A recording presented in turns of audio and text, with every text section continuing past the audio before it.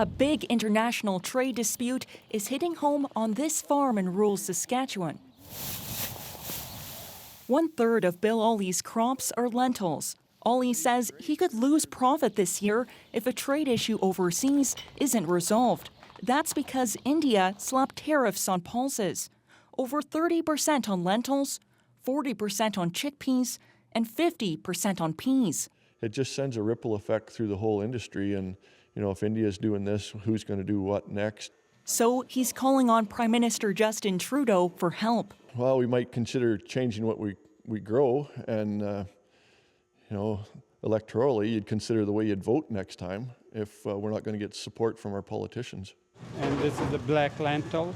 Western Canada is a world leader in pulse exports, providing staple ingredients for curry dishes. But the owner of this restaurant says he's noticed lentil prices increase from his supplier since duties were introduced.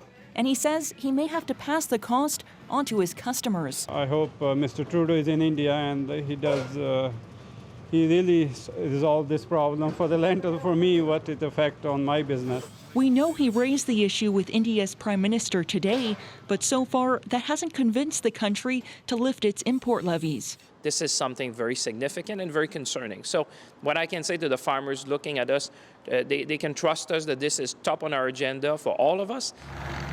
As the growing season approaches, Olley is starting to clear the way for the work ahead, left with the question of how much longer Canada's trade dispute with India will idle.